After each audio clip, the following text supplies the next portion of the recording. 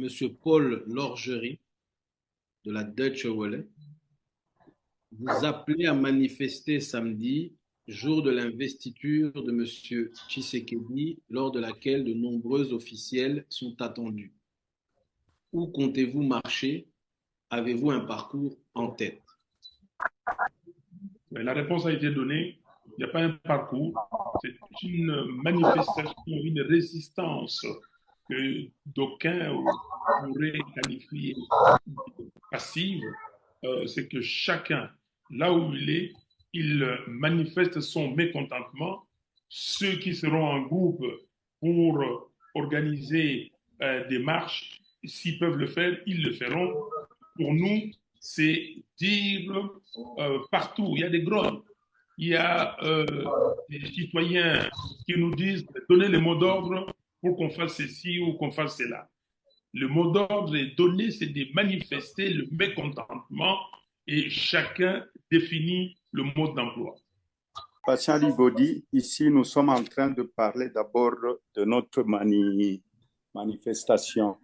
Le parti Ensemble, je ne suis pas le seul à décider.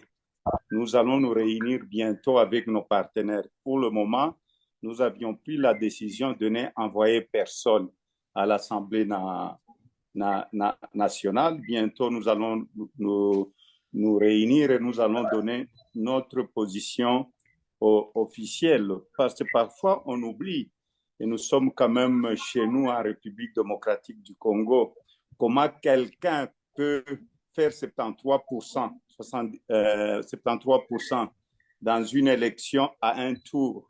C'est quand même un problème. Soyons quand même sérieux, soyons quand même conscients que c'est la fraude pure et simple. En 2018, je fais la campagne de Martin Fayoulou, qui était numéro 4, qui avait gagné les élections avec plus de 60% de voix. C'était toujours, donc, c'est dans le même pays, la République démocratique du Congo, où nous avons une partie de Swahiliphone, Lingalaphone, où nous avons le centre avec le Luba et nous avons aussi le Katanga, tout ça. Mais Martin Fayoulou a été élu à l'est du Congo, où il a eu plus de 61%. Et là, il y avait des PV. On nous a remis des PV. Mais cette élection, dites-moi, dans un bureau où on a donné même 2 PV.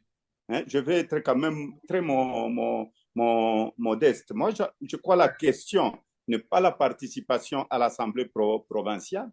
La question ici, comment est-ce que nous pouvons... la réponse à votre question que je vais vous donner, c'est que nous n'acceptons pas cette élection. Je l'ai dit plusieurs fois que c'était une tricherie qui n'a même pas son nom. Parce que la façon dont on a triché, même quand on triche, il faut être intelligent. Il faut être quand même intelligent. Ok, on donne à M. Katumbi, soi-disant qu'il a gagné le Katanga. Mais quand vous regardez le pourcentage, les mêmes électeurs qui ont voté Katumbi ont voté les députés de l'Union sucrée. Soyons quand même sérieux.